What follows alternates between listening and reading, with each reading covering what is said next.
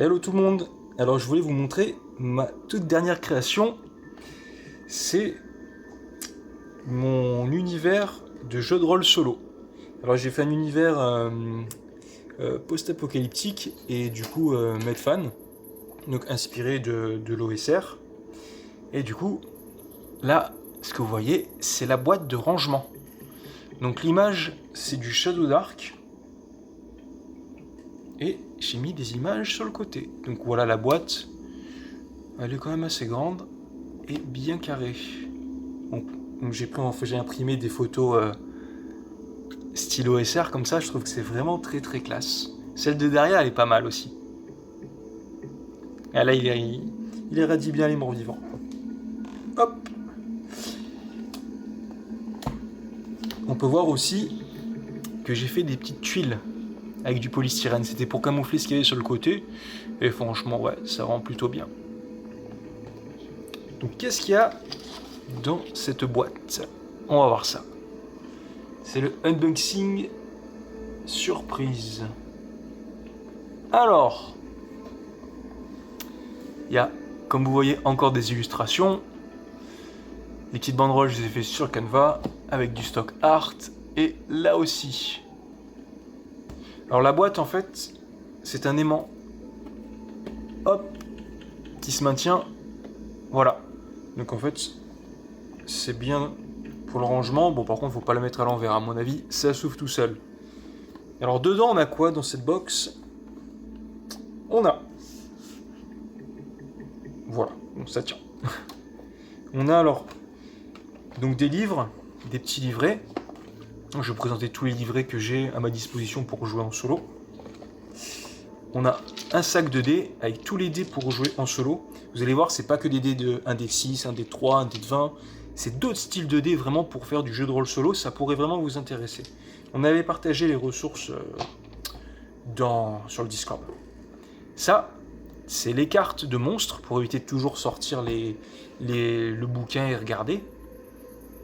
Donc, du coup, les cartes de monstres avec la vie, le moral, l'armure, les attaques qu'il peut faire, avec les dés de dégâts, et un peu les comportements de la créature. Et là, c'est le fameux gobelin. Là, c'est le dos de cartes. Je montrerai plus ça en détail après. Et là, on a le jeu du destin. C'est des cartes style OSR.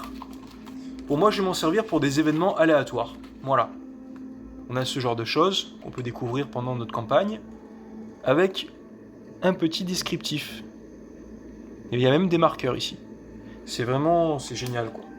Et vraiment, il y a de tout. Il y a des rencontres de compagnons comme là. Il peut y avoir des sortes de monstres, des mystères, des endroits, des lieux. Endroit lieu, c'est la même chose. Voilà. Et je vais recevoir, comme bon, il n'y en a pas assez, hein, il y en a au moins une centaine, mais il n'y en a pas assez pour moi. Ça, c'est tout ce qui est événement, on va dire extérieur, mais ça peut s'agencer à du donjon aussi. Il y a Tragique Bourgade ou Mystérieuse Bourgade, c'est des événements, mais en ville. Donc là, je vais recevoir ça d'ici la semaine prochaine. Je vais pouvoir compléter ma boîte. Et ça va être génial. Ensuite, j'ai imprimé à côté, mais il est aussi dans les bouquins, la carte justement de l'univers où on évolue. Alors moi, je l'ai nommé Corruan. Et vous voyez le style assez OSR. Et comme ça montre un monde post-apocalyptique. Oh là là, ça y est, je bégayais devant ce mot. Post-apocalyptique. Voilà, nickel. Vous voyez, beaucoup de cimetières, des arbres morts. Un lac avec un crâne qui jette de l'eau. Franchement, cette carte, elle en jette vraiment bien. Et on voit qu'il y a différents lieux à explorer avec des noms. Et justement, ces lieux sont dans le bouquin scénario que j'ai fait. Et ici, j'ai schématisé une ville. Alors, je l'ai pris sur internet, bien sûr, comme la carte. Je ne l'ai pas faite moi-même. Et ici, il y a les différents bâtiments que compose cette ville. Vous voyez dans les petits carrés ici. Alors en fait, mon jeu, le principe du jeu, ça se base un peu comme dans des jeux vidéo genre roguelike. Moi, en fait, on commence sans rien et on a une ville à construire. Et chaque bâtiment coûtera 1000 pièces d'or. Et au fur et à mesure qu'on visite les donjons, on construit les bâtiments. l'alchimiste, l'académie des mages, et chaque bâtiment offrira aux personnages des articles à acheter, des compétences qu'ils peuvent apprendre, mais aussi des services que peuvent apporter les différents lieux. Et donc du coup, ça, c'est votre ville. Alors, le premier bouquin qu'on a, alors je l'ai fait avec Canva. Bon, c'est comme ce que je vous ai montré sur Discord, les zines que je fais. Donc là, on a les héros. Alors j'ai fait un petit style Morgborg jaune et noir qui est assez sympa. Après, dedans, c'est tout en noir et blanc. Donc on a les différentes classes. On a un peu de tout, le paysan, l'aventurière, une elfe, une magicienne, soldat, druide, voleuse, il y a aussi assassin, même un ogre mercenaire qui combat pour nous. Dedans on a le système d'HP, de force, dextérité, etc. Là, moi mon système c'est plutôt le système Morborg, donc sur un dé de 20, il faut rouler au-dessus pour justement pouvoir réussir son action. Et au début, il commence avec des capacités de départ. Par exemple, l'assassin commence avec discrétion et perce armure. Et un équipement de départ. Justement, de choisir sa classe, on peut commencer avec un pool de points de vie et des capacités. Bon, les capacités, après, on peut en acheter, on peut se limiter, c'est assez libre, ou de manière limitée. Et par exemple, la magicienne maîtrise des écoles élémentaires, enchantement, et 2 sorts au choix. Donc en fait, on peut commencer un peu avec ce qu'on veut pour notre aventure. Voilà, porte de la mure lourde, coup puissant, voilà. Du coup, ça c'est pour le livre le Verseau. Franchement, avec Canva, on fait tout. C'est génial. Là, on a le bestiaire du monde. Hop. Donc là, c'est tout le bestiaire que j'ai fait sur cette région-là. Pour l'instant, on n'a qu'une région qui est débloquée, c'est toute celle-ci. Je pense qu'il y a au moins une dizaine de lieux à faire, regardez. Chaque nom est un lieu que j'ai fait sur le livre scénario qu'on va voir. Plus tard, je ferai la seconde partie, qui est tout ça, et la troisième. Alors, le bestiaire, que contient-il? Un peu ce qu'il y a les mêmes choses qui est écrit sur les cartes. Vous voyez, le gobelin, l'ogre, les orques, loup, araignée, ermite. Toutes les illustrations, par contre, c'est pas moi qui les ai faites. Hein. C'est pas l'IA d'ailleurs, c'est des illustrateurs qui ont fait ce genre de choses qu'on trouve sur Internet, sur Google. Hein. Je tapais sur la barre de Google le nom du monstre et OSR espace art. Donc du coup, par exemple, comme j'avais indiqué sur les cartes, là par contre, on a le lore qui est rajouté. Un lore que du coup, je l'ai fait avec l'IA, j'ai écrit un peu ce que je voulais sur ChatGPT et il m'a généré un petit lore. Voilà.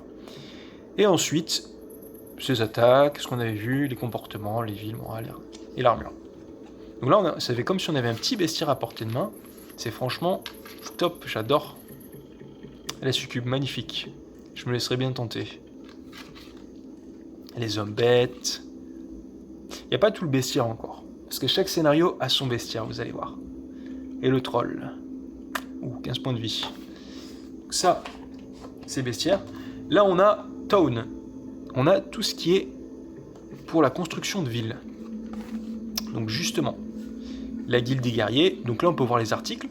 Bélier portatif, renfort d'armure, crochet pour lanterne. Il n'y a pas d'explication à côté, parce qu'en fait, c'est vous, quand vous allez jouer, qui allez interpréter ce que ça fait. La quantité d'utilisation, etc. Compétences. Coup de bouclier, charge, résistance, voilà. Ça, c'est tout ce qu'on peut acheter quand on construit la guilde des guerriers. Enfin, tout ce qu'on peut, oui, c'est ça, acheter. La forge, notamment toutes les armes. La guilde des aventuriers. Des compétences comme détection de trésors, maîtrise de la torche, combat à 2 armes. Des services. On peut acheter une carte au trésor pour savoir si on peut trouver un coffre d'or éventuellement. Des compétences bricolage, pour réparer ses armures si elles sont cassées en cours d'aventure. Des services pour aiguiser son arme. Le dompteur, ça c'est assez sympa. On a beaucoup de compétences d'archerie, mais aussi l'achat de familiers, qui ont un pool de points de vie, différents les uns des autres, mais aussi différents statuts qu'ils peuvent faire aux ennemis. Les étourdissements, aveuglement, plus de dégâts, immobilisation. Et là, une monture, âne, cheval, tigre de combat. Les familiers s'achètent avec un nombre de points de vie. Chaque point de vie, c'est 20 pièces d'or. Du coup, lui, c'est beaucoup plus cher que 40 pièces d'or qui est pour l'aigle. Vous pouvez un peu customiser vos familiers avec une armure matelassée. Ça fait un des 2 dégâts d'armure. L'alchimiste, avec comme possibilité un service, il vous fait une potion aléatoire. C'est vachement sympa. Vous tombez sur pas mal de surprises. On a aussi l'Académie des Mages, où là on pourra apprendre des sorts de différentes écoles. Donc j'ai mis nécromancie, le divin pour tout ce qui est soins, nature, bon tout ce qui est elfe et druide, élémentaire, illusion. Ça c'est pas mal pour vraiment charmer les personnages et leur faire des choses par rapport à l'environnement. Et l'enchantement aussi. Et avec tout ça, on peut se faire des builds. On peut faire comment ça s'appelle, des builds parce que les personnages n'ont pas de classe. Voilà, c'est ça que je voulais dire. Donc du coup, vous pouvez faire vraiment ce que vous voulez dans le jeu. Là, cachette des voleurs, avec toutes les compétences associées, le crochetage, l'acrobatie, repère des assassins, pareil. Si vous ne voyez pas des pièces d'or pour les capacités, c'est normal. Une capacité, moi je l'ai réglé à 250 pièces d'or. Voilà. Sinon tout le reste, ça, un pool de pièces d'or. Le temple, tout ce qui est soins, bénédictions, il peut y avoir même des résurrections à 500 pièces d'or, avec des essais. À mon avis, on peut pas trop le faire 2 fois, mais voilà. Là, c'est toutes les définitions des capacités.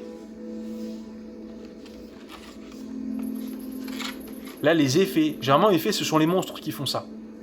Sur les fiches des monstres, on voit en bas sur les attaques, ils mettent des maladies, du gel, du poison, de la paralysie, voilà. Donc c'est pas juste des monstres qui vont vous taper et enlever des dégâts.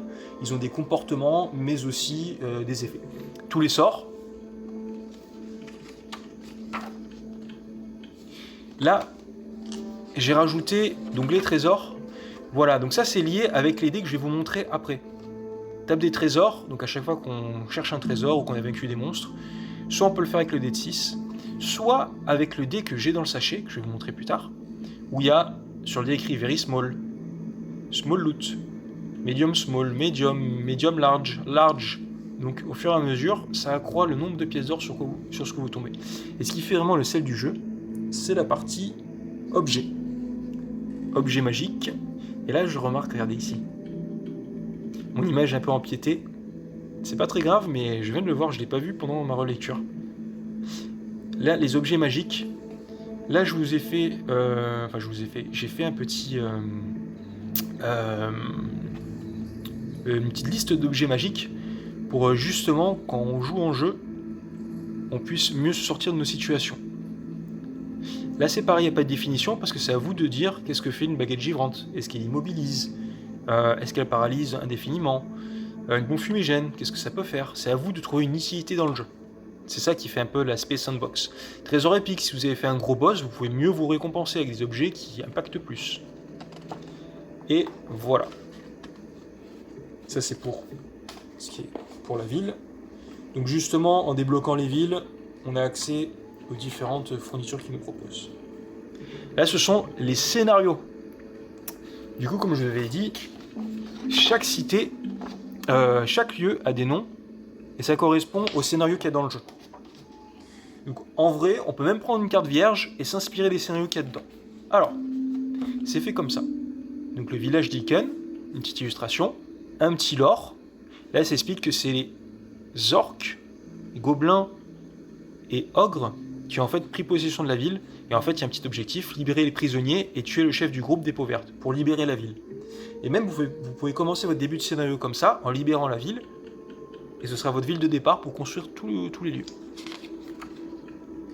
The Dark Forest, donc là c'est pareil, ça correspond à un lieu de la carte, et on voit les ennemis. Le petit lore, les ennemis qu'il peut y avoir dedans, et les objectifs, lever la malédiction, et tuer Vorax Zentus. Donc ça c'est sûrement, il me semble que j'ai mis, oui, un druide cannibale, c'est ça. Donc quand on a un univers sombre, hein, c'est pas... Il n'y a pas les Pokémon dedans, hein. C'est des gens qui capturent des paysans pour les manger, des sacrifices, des rituels, et c'est un monde au bord de l'apocalypse, comme Morkborg. Donc le gouffre de la mort, donc là on voit que c'est possédé par des brigands, il y a quand même des morts vivants. Vous voyez, objectif piller les trésors. Faut pas forcément tuer un boss à la fin ou quoi. Donc là, on pourrait dire que c'est plus généreux en loot. Piller de la haine, donc là, nos objectifs, c'est faire fuir les pillards qui campent. Et ennemis ou héros en dessous de la moitié de leur point de vie ont rage. Donc ça, c'est un effet qui peut se passer dedans. Quand quelqu'un est en dessous de leur point de vie, ils ont cet effet de rage où ils peuvent taper plus fort. Donc il faut faire attention. Donc là, c'est le dolmen noir, interrompez les rituels. Et voilà, nous avons divers scénarios. Les pics, la maison de la débauche avec les succubes et des esclaves. On a libéré les villageois. Pourquoi pas faire justement un compteur de citoyens dans votre ville qui permet justement de pouvoir construire des maisons avec. Ou une autre utilité. Les pics, l'arbre de mort, le cimetière de Moon et le manoir. Le manoir, c'est un scénario qui est sur la deuxième contrée en bas. Là, on parle d'une comtesse qui a pris le manoir. Donc ça, c'est pour les scénarios. Et là, pour jouer justement les aventures, on a Map and Tiles. C'est toujours les superbes illustrations. Alors, on a, si la page veut bien venir, on a la carte que je vous ai montrée. Version 1.5, on la voit beaucoup moins. C'est pour ça que j'en ai fait une qui rentre quand même dans la boîte en pliant un peu, où on voit carrément mieux les lieux. Mais elle est là, c'est dans le manuel. La carte, c'est pareil, on la voit moins bien, mais il fallait quand même la mettre. Carte de la ville. Les tuiles que j'ai prises sur Fort Against Darkness pour la forêt. Ça permet de générer des forêts. Des arbres, il y a des petites rivières. On a pour les donjons, classiques, les grottes. Vous voyez, il n'y a pas du tout de porte dans les grottes. Des égouts, peut-être sous la ville. Et ici, c'est une feuille de personnage. Votre portrait, le nom, les traits qu'il pourrait avoir, pourrait handicaper ou donner des bonus, ou qui fait la particularité de votre personnage. Sa force, constitution, donc les caractères, les armes. Moi, je me suis mis une limite de 2 par personne. Enfin, qui peut porter rapidement. Les HP, son tir d'armure, les skills ou les sorts qu'il a. Et là, l'inventaire qu'il peut porter avec le nom de pièce d'or et les petites notes qu'on pourrait mettre. Les aventuriers vont trouver justement des trésors et des loots. Et j'ai pris Trésor tordu, donc Twisted Howard en anglais, de Fort Against Darkness, qui est vraiment sympa pour ça. Regardez tout ce qu'il y a en trésor. Il y en a au moins une centaine, c'est un dé de 100. Et du coup, ça colle bien à de l'OSR, et les règles qu'il y a dedans s'adaptent très bien. Il n'y a pas que des stats en fait, c'est pas juste une épée plus 1. Ça permet de faire des choses et d'interagir dans le monde. Donc c'est très très cool, même il y a les prix de vente dedans. Donc c'est vraiment bien. Avec des superbes illustrations. Et dedans, pour générer le contenu de vos pièces, parce que là on avait la maquette, le squelette. Ça c'est le tout premier zine que j'avais imprimé. Et en fait, c'était expérimental. Mais, regardez, ça fait le taf. Il y a tout. Et traduit en français. En fait, il y a juste à lancer un dé de 100. Et on peut tomber sur la salle cuisine. Et après, on lance un dé de 6. Et on voit la particularité de cette salle. Donc en fait, c'est 100 pièces x 4 x 5. Donc du coup, chaque fois, l'expérience peut être renouvelée vraiment énormément. Je tombe encore sur la cuisine. Dans l'infirmerie, vous voyez, si je tombe 6 fois dans l'infirmerie, il y a 6 options qui se montrent à moi. Donc pour générer les donjons, c'est extra. Ensuite, on va vous présenter, les dés que j'ai. Ça peut vraiment vous intéresser pour votre partie de jeu de rôle. Déjà le sac. Ah, le sac. Un sac de tarot, mais très très très très sombre. Franchement, ça me plaît. On a le dé pour générer vos portes. Renforcées, ouvertes, piégées, verrouillées. Très très cool. Les dés de piège pour les générer rapidement. Les dés de fail ou de succès. Alors on va prendre des trucs, voilà. Armure endommagée, os cassé, petite pénalité, weapon endommagé, étourdi. Il y a vraiment de quoi faire. Il y a knockdown aussi. carrément évanoui. Il me semblait qu'il y avait... Ah voilà, Dismember. Donc votre personne, j'espère que c'est pas la tête qui va être sectionnée. Les parties du monstre, le torse, ça dépend où, quand vous tirez une flèche, vous pouvez essayer de voir un peu où ça va atterrir. Le dé, super intéressant, le loot. Regardez. Directement, vous savez ce que vous avez eu comme loot, et moi je fais correspondre sur le tableau. Et dedans, regardez, spécial item. Et comme c'est un dé de 12 et que je faisais rouler les items sur un dé de 6, ben, j'ai mis ici les items, et sur un... Voilà.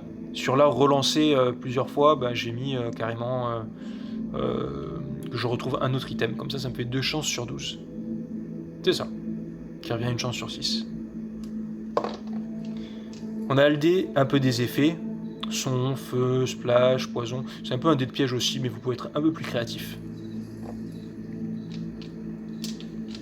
On a le dé des rencontres. Intéressant. Moyen. Facile. Moyen. Spécial. C'est pas que des monstres. Pas de rencontres. Environnement. Obstacle. Personne. C'est des dés de, justement, de rencontres. Ça, c'est super intéressant. Innocent. Oui, c'est ça. Quand on va jouer avec des monstres, si je tombe sur hard, je vais sûrement mettre un ogre en face de moi. Je vais pas mettre 2 gobelins. Si c'est sur des gobelins qu'il y avait, ben, je vais en mettre au moins 6 ou 7. Voilà. On peut gérer nos parties comme ça. Météo. Super dé. Ça, ce jeton, nuit ou jour, je l'utilise dans les donjons. Savoir s'il est éclairé, qu'on n'a pas besoin de torche. Oups. Ou alors, justement, si c'est un donjon sombre, on est obligé d'avoir des torches. Donc forcément, pour se dissimuler, c'est plus compliqué. Mais des donjons où c'est éteint, comme ça, vous achetez des potions de vision nocturne, et vous rentrez dedans avec une brigade d'assassins, et à mon avis, vous pouvez faire de sacrées parties dedans. Réaction des personnages joueurs, on va dire pas des créatures. Intéressés, misérables, en colère. Ça, ce dé est super. Le dé de réaction. Attacking, pas intéressé, ils nous attaquent par surprise, ils approchent, ils ont même pas conscience qu'on est là, ou même amis. Maintenant, au lieu de prendre une table et de rouler votre dé, vous tirez juste ce dé-là. C'est vraiment incroyable. Et ensuite, bah voilà, on a aussi pour humanoïde, le dé de membre. Et après, on a des dés classiques, les dés de 20, etc. Voilà, moins intéressant. Ceci dit, j'ai acheté une paire de dés comme ça, mes versions noir et blanc que je vais recevoir la semaine prochaine. Comme ça, j'aurai vraiment tout mon pack OSR qui sera complet. Et donc voilà, donc ça c'est la création que je voulais vraiment vous présenter.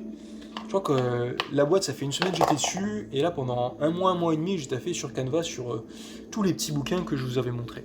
Regardez les super cartes. Ah, j'adore les cartes. Et j'ai pu en faire dans cette session.